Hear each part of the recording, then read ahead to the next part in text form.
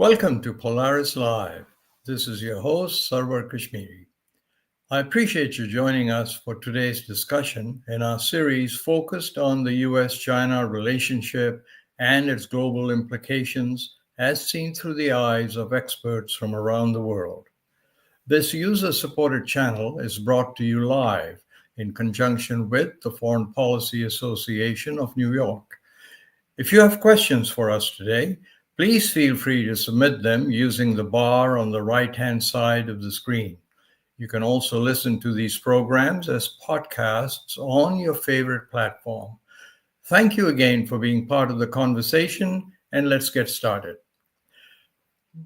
My guest today is the former United States Secretary of Defense, Chuck Hagel. Secretary Hagel is an American military veteran who served as a United States Senator from Nebraska. Secretary Hagel was the first enlisted soldier to serve as a Secretary of Defense. A recipient of 2 Purple Hearts while an infantry squad leader in Vietnam, Hagel returned home to start careers in business and politics. He co-founded Vanguard Cellular, served as a professor at the Edmund A. Walsh School of Foreign Service at Georgetown University, chairman of the Atlantic Council, co-chairman of the President's Intelligence Advisory Board. He's the author of America, Our Next Chapter, Tough Questions, Straight Answers. Welcome back to Polaris-Live, Secretary Hagel. Thank you, Cash. It's always a treat and a distinct honor to be with you and your audience. Thank you very much. Well, thank you very much. It's an honor to have you on.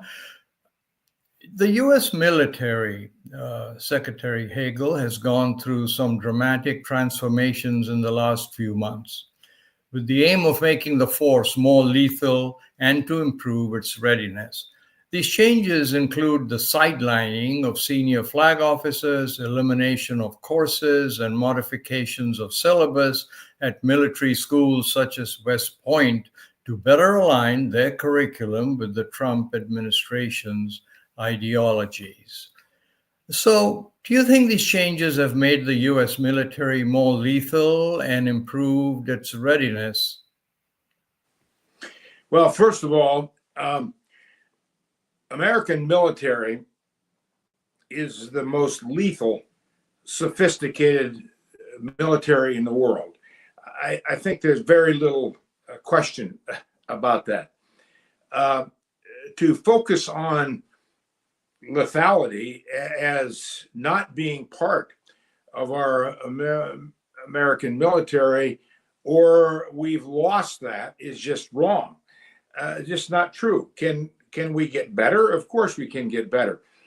But lethality in militaries, every military, but especially today's 21st century military, is not just how many push-ups you can do or how many tough guys you have in the military. Yeah, you need all of that.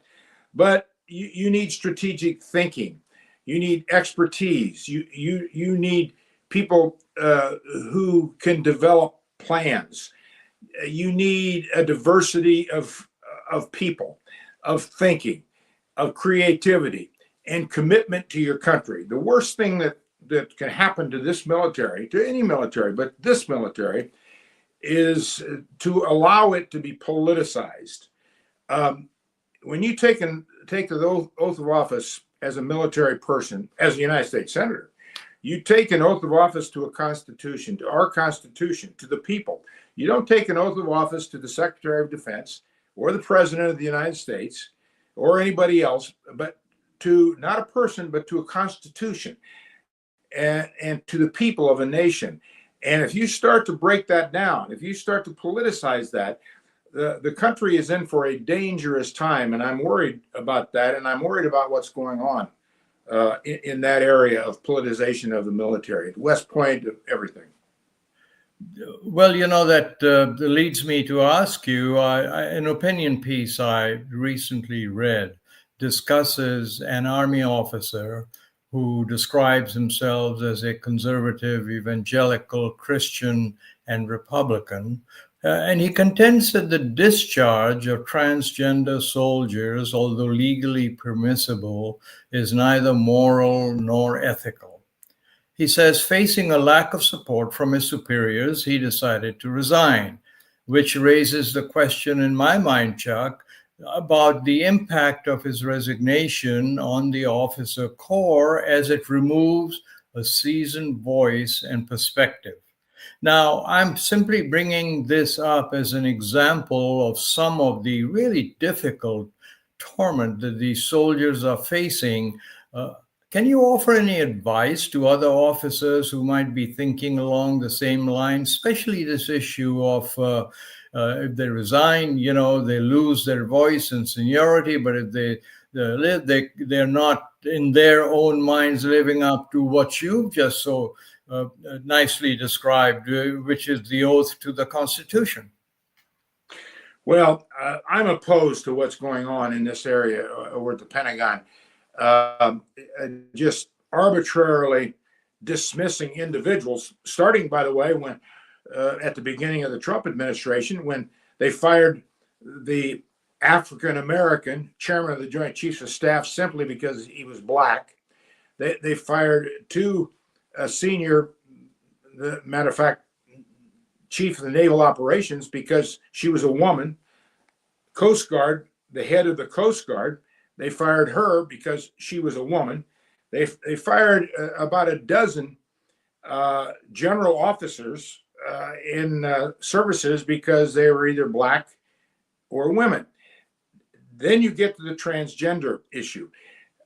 My feeling has always been, if an individual has a commitment to this country, wants to serve the United States of America, and can have a role in that, and can meet the requirements that are set out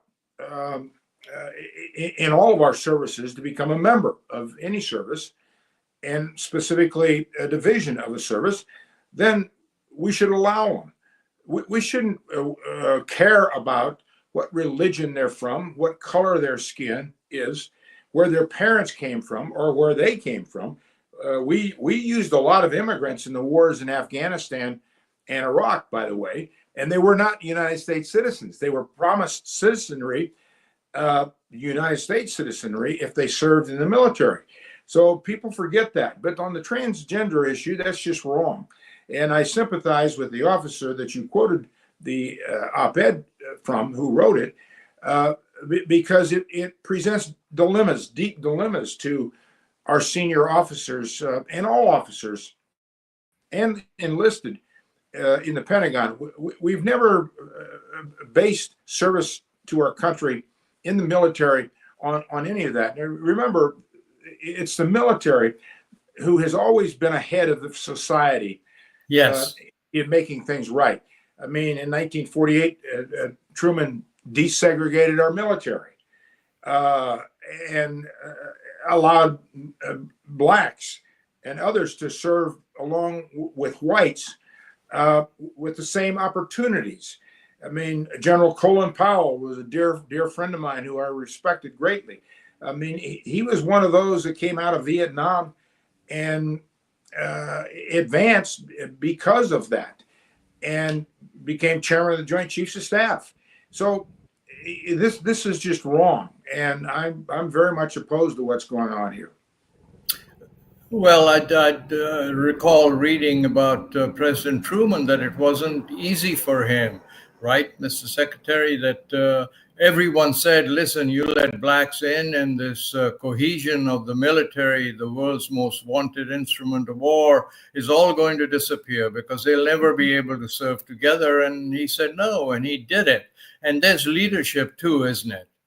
Yes, it's leadership. Well, our former, our most recent Secretary of Defense, Lloyd Austin, yes, a black, he served with me. He was our combatant commander for CENTCOM, and a great person, very sophisticated, very talented. And I mean, he's a good example of what we're talking about here. And it goes back to my initial point about, as long as you can serve this country and you want to serve this country, and you can meet the requirements uh, uh, military service requirements, not some religious requirement or political requirement or skin color requirement or where you're from requirement. No, we don't do that in the military. No, we don't do that. And what the current administration under Trump is doing, they're bringing that back.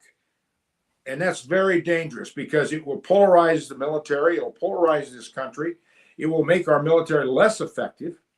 And the rest of the world sees this. They see what's going on in the kind of world that we live in today, where there are no secrets. I used to tell my staff in the Senate and at the Pentagon and all the jobs I've had, just remember one thing.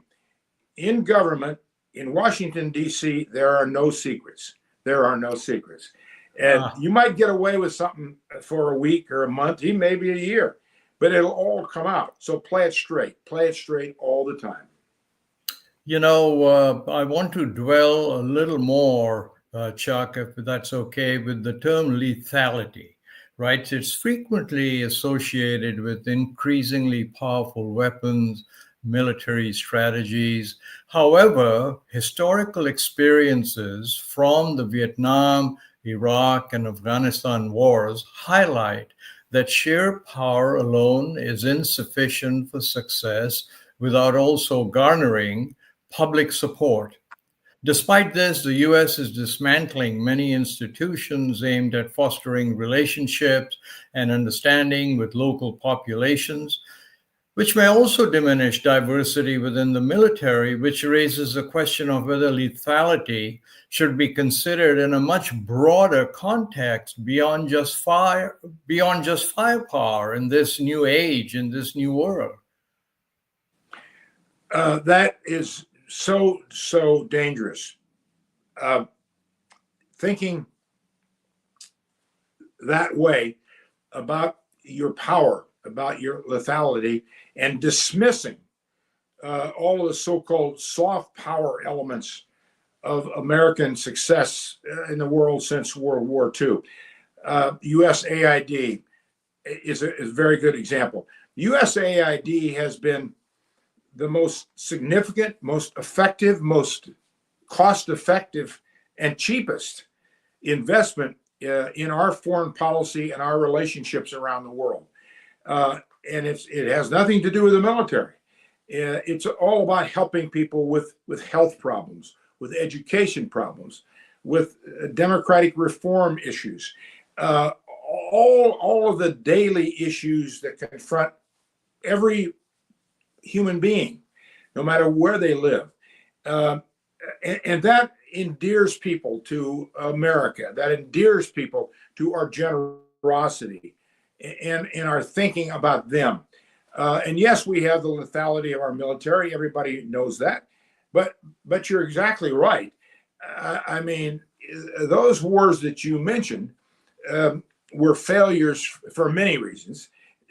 Number one, we didn't understand essentially why we were getting into those wars. I mean, we made statements as to why we were doing it, but none of them made sense. Number two, probably the most important, we didn't understand the culture, the history of those countries, the religious backgrounds. I mean, yes, tangentially we did, but we didn't listen to people who really did understand those countries. And so when I was in Vietnam with my brother in 1968, that was the peak of that war, 68. We had 550,000 troops in Vietnam in that year that I was there. We sent back almost 17,000 dead Americans in 1 year. But we mishandled everything because we didn't think through beyond lethality of weapons. I mean, more armaments were used and more bombs dropped in Vietnam during all those years that we were there than the total of World War II. I mean, that's hard to imagine, but it's true. Iraq was a mistake to ever go in there. We lied about why we were going in there. We didn't understand. Afghanistan was the same thing, staying there 20 years thinking that you could stay in a country and not be considered eventually occupiers, not liberators.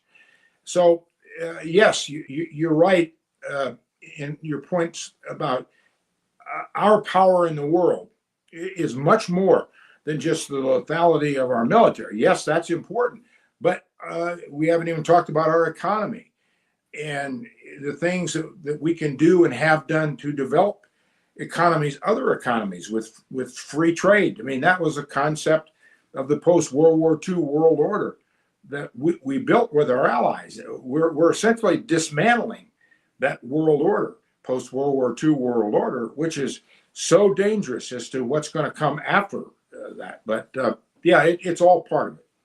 And it's so, in a sense, it's also so sad, isn't it? Because it takes a long time to build up the kind of diversity that the United States military has, and that we will need going ahead in the future, and dismantling that with people who speak Spanish and Urdu and Arabic and so on. You don't recreate those things right away, right, Chuck? Even if a new president came and said, hey, let's go back, it ain't going to happen overnight.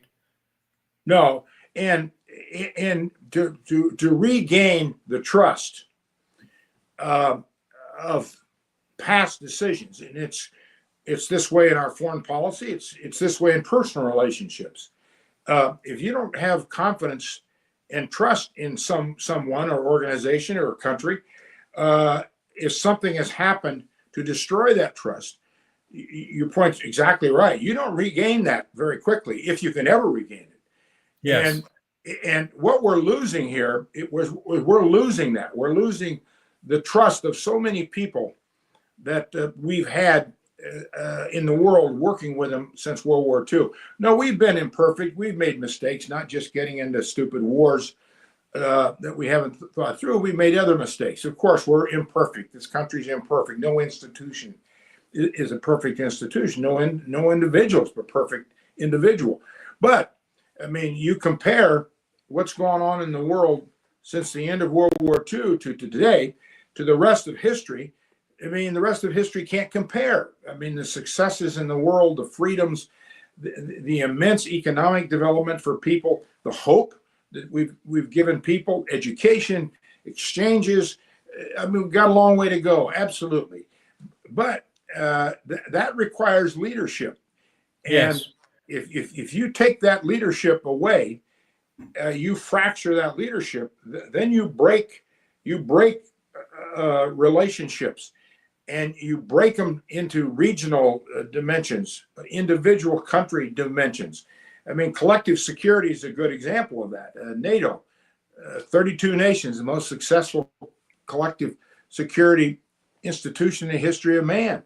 Anybody who thinks that NATO's not been important has just not been following history. And I mean, it's being challenged right now, of course, because of Putin and because of Russia attacking a European country. That's not happened since the end of World War II. So we've got some big challenges, but that's going to require leadership. And if America steps back from that, and I fear that's what's happening, where Trump's going with this, you're all on your own.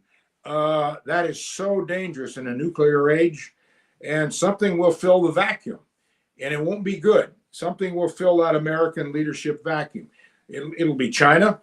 It'll be other smaller countries, and so you break down the world and relationships in very dangerous ways, and that's what I'm concerned about more than anything else. Let me take a moment to remind viewers that Polaris-Live is entirely viewer-supported. We'd appreciate you signing up to our mailing list at kashmiri.com and to our YouTube channel, www.polaris-live.com. There's no cost, and it really does help us.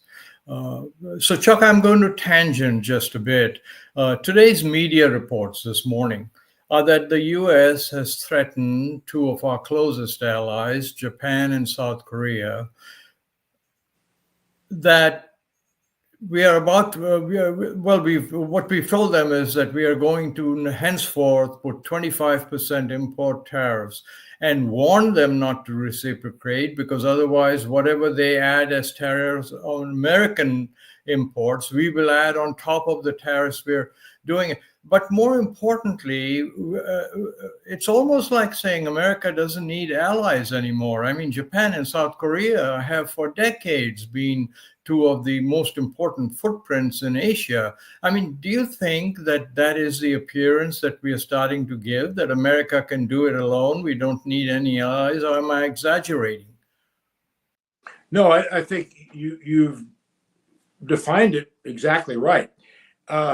And you focus on America's two most significant and important and trusted allies in the Asia Pacific, South Korea and Japan, and take the actions that the Trump administration has just taken against them.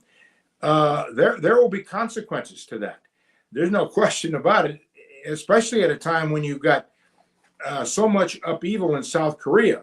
They've got a new president. You've got some of that in Japan, but not like what's going on in South Korea. Question that they've been dealing with over the years: should they develop nuclear weapons because of North Korea and China? So you're going to have consequences here that I don't think this administration has any idea of or has thought through. And to do this to our allies, and it's just not Japan and South Korea, but it's allies all over the world that we're doing this to. And the president wears that cap, make America great again. And he said very plainly to the world, you've all been freeloaders and you're going to start paying your way because we're going to make America great again. Well, come on. America is a great nation. And we don't need to be reminded of that, or we don't need to continue to remind the world that we're a great nation. I mean, why don't we take the example of Eisenhower and some of our presidents who didn't go around the world saying how great we are and how smart we are, how tough and lethal we are, but we worked with other nations to make the kind of world peaceful, and it would work, and we built institutions with other nations. And free trade was a key to that, an absolute key to that. Freedom of navigation of the seas, but free trade was critically important to that. And if you start breaking that down and taking that away from people, then the United States, but the world is going to have a big problem.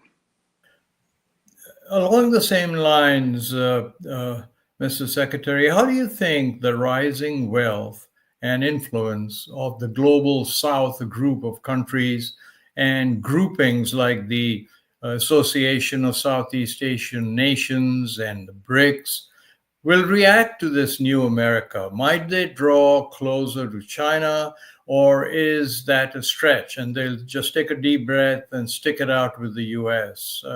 I realize it's a little bit of a 10,000 feet blue sky question, but I'd love for you to try and handle it. Well, I don't think there's any question, at least in my mind, that you're not going to get a reaction and a response from these countries and the people who lead these countries and the people in the countries. I mean, they're going to react to this and respond to this because, first of all, they're going to ask questions. Well, what's going on and why? Is the United States leaving us, or what's the issue here? I thought we had a different kind of relationship with the United States. That is going to happen. Now, what will that bring in the way of different approaches these countries are going to have to China, for example? You know, China has been everywhere the last few years, in Europe, by the way, South America, everywhere, saying you can trust us. You got an option with us. You can't trust the United States, obviously. And what Trump has been doing the last almost half year plays right into the hands of China, right into BRICS hands. I mean, India and these other countries that will be options to the countries of the world. But China will lead that. China will lead that. Russia won't lead that economically or in any other way, but Russia will be part of it. And China and Russia's developing relationship will help anchor that alternative. And it will be all against the United States, all against the United States, because we brought on the problem. We brought on these messes this mistrust. I've had ambassadors say to me the last half year, ambassadors from all over the world, well, Chuck, I mean, what's our alternative? We've got to do something. I mean, we may not want to do this, but we don't have any choice. We're going to have to do more with China. I mean, that's just the way it is. We can't trust the United States. We don't know what you're going to do next, so on and so on. And so the ramifications and the consequences of these actions that are being taken the last half year by this administration are going to have huge long-term effects, and they will not be good for the United States. They will not be good for the stability of mankind and the stability of the world. You know, I would just add one thing. People who criticize the post-World War II world order and say, well, they built the UN and they built these institutions that are a pain in the butt and so on. They didn't do anything. Well, let's just look at that. You know, in the last 75 years, there's not been a World War III. There's not been a nuclear exchange. More people are free, prosperous, hopeful, educated than ever in the history of mankind, and we're still moving in that direction. I'd say we've done pretty well the last 75 years. A lot of problems. We've got a lot of problems still. But, I mean, you look at the realities of what could have happened in the last 75 years. It didn't. But what did happen, in all the things that I just mentioned, the successes that the world has had, that didn't just come accidentally. That became that came about because of that world order that we built. It was a world order based on common interests, and institution of rules and laws and institutions that help people. To take that away and duplicate that with what? Every man for themselves. That's where we're going. Every country for themselves. The hell with everybody else. The United States has said, make America great again. It's all about America. Go back to the first question you asked me about USAID and about these institutions that have helped us, that we're doing away with. As we eliminate those institutions, what are the alternatives for those people? China giving them something? I mean, where are they going to go? And just the fact that we've pulled that away from them for why? No good reason. All those institutions have helped us. So, you know, I think we're in for a tough time in the next few years. And I don't know, I'm not very smart, but I've been around a little bit and done a few things. And my take is that we've got a tough road ahead of us. Well, I do agree with what you're saying. We're kind of on a knife's edge, I think. You know, I like to point out to my Chinese friends that, hey, listen, you guys are starting to really catch up and drive ahead in all these technology areas and the Belt and Road Initiative and so on. But never forget that there's a line of people waiting to get into America. And as yet, I don't see any line of people lining up to go to China. And I think what you're also underlining is that we risk changing that scenario, and that would be terrible. No, you know, on China, and by the way, I'm not a China hater. I've been to China many times. My take on that, and I'll give you that in just a second, but let me tell you a quick story that I've never forgotten, and I apply it to every time I met President Xi and all the Chinese leaders I've met over the years. In January of 1983, I think I've told you this story, Cash. I was on one of the first weekly flights nonstop from New York to Beijing. And I had started an international cellular telephone company. And I thought wireless telephony, which is, as we know, cellular, if it was good for America, we didn't need it, quite frankly. But these developing countries did. I mean, they could do away with infrastructure. They could hop right to the front of the line in technology with this new technology. So I went to a lot of countries, and I went to China. I was there for 3 weeks in January of 1983, and met with a lot of people. and I had an engineer from Motorola with me. I had an engineer from my company and another person and an interpreter.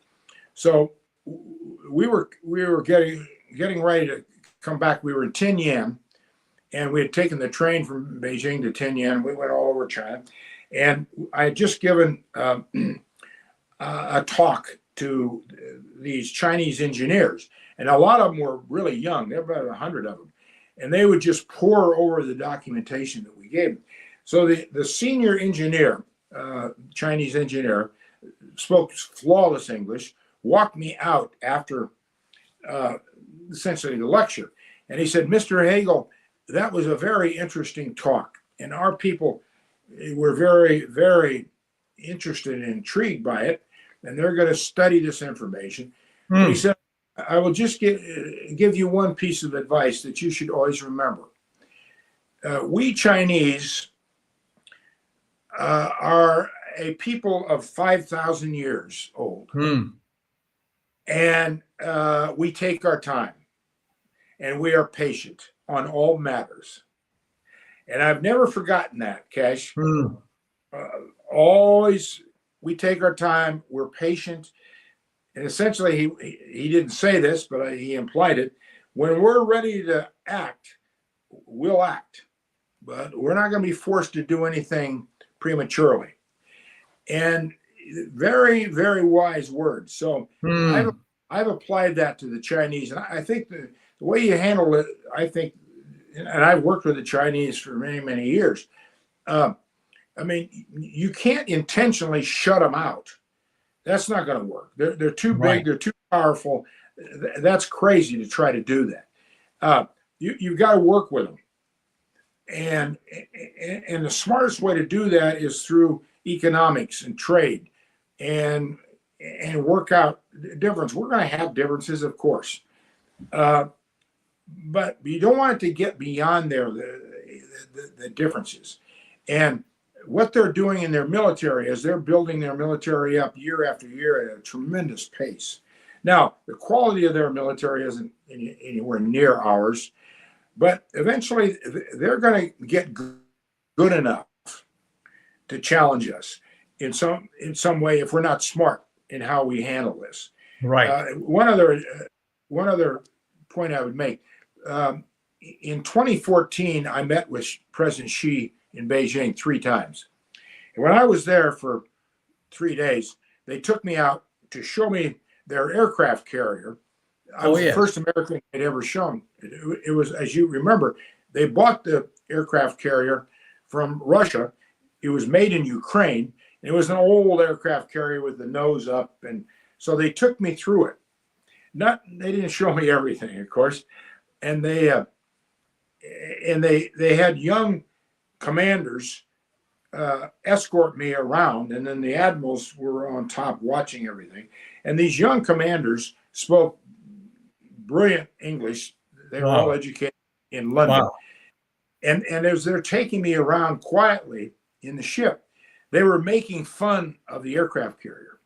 And they were laughing, and they were saying, this was built for the Russians by the Ukrainians, but look at the narrow passages. The Russians are big fat people. So how could they walk? How could they walk around? And then they'd laugh and so on and so on. But the most intriguing example I had of what they were doing in their military was they took me out to their NCO Academy, their non-commissioned officers academy, and it was built on our NCO Academy because non-commissioned officers, NCOs, are the core of any service, but especially the Army. And if you don't have a sophisticated NCO corps, you don't really have an army. The Russians never have had. The Russians have never had that. But the Chinese were smart. They wanted to build an army like the United States with really competent NCOs.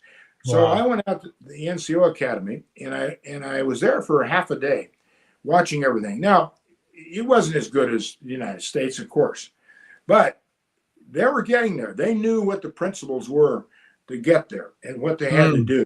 So, my point is, and I've taken too long on this, but you can't just push the Chinese out of things.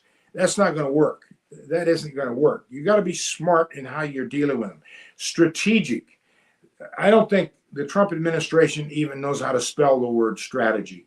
What they're doing is anything but strategic in everything, in tariffs, in trade, military, cutting these things like USAID programs. You've got to have a strategic mind and think strategically at all times, Yeah, tactically as well. But you've got to have a strategy on all things. And the questions that you have to ask all the time in anything are, then what happens? What happens tomorrow? It's all about tomorrow. It's all about where all this is going. I mean, what kind of life are your kids going to have? Your grandkids going to have? What's the world going to look like? If you don't ask those questions now, then we're in for trouble. And, Chuck, by the same token, one of the things that I think I hope concerns a lot of people is that China has been focusing on winning hearts and minds around the world as the U.S. is breaking down the institutions that were doing that and forgetting that this is what we need to do. And it's very scary. But you're a wealth of information. I need to now bring this to a close with a final question. Polaris-Live, as you know, Mr. Secretary, is driven by its belief that the relationship between China and the United States is the most consequential relationship of our time. If you got a chance to speak privately and individually with President Xi Jinping and President Donald Trump, what advice would you give them for specific actions to reduce tensions between the two? Well, I would start with what I just said here the last 5 minutes. Think strategically. Second, listen to people on both sides as to what's most important to China and most important to the United States. Find common ground. Find common denominators. We have differences. They're obvious. We're going to continue to have differences, but deal with those differences smartly, wisely, strategically. Get ahead of those crash issues, problems that are coming, unless you do avert them in some strategic way. I think I would sum it up that way, Cash, and I think everything would fall into those areas, the differences, and where we could find common ground. But try and find common ground, but you've got to be direct, clear, and you've got to be honest, and you can't be dismissive of people. Yes. Respect. You've got to respect all people, and that is so key in this country. You can't go around this country and mock people, make fun of people, and you can't do that with world leaders. Well, Secretary Hagel, we have alas run out of time. And I want to thank you so very much for your time and the forthright conversation. I do hope you will come back and see us again. It is a crossroad moment. I think both of us feel that way in America's almost 250-year history. And I'm very grateful to you for the time you made to appear on Polaris-Live. Cash, thank you. Again, it's my honor to spend a little time with you, and I always enjoy it. So keep doing what you're doing, and best wishes to all of your listeners and viewers. Thank you, and thank you to our viewers from around the world. Please join us again as we continue to explore the most consequential relationship of our time, that between the U.S. and China and its impact on the world. Until we see you again on Polaris Live, goodbye.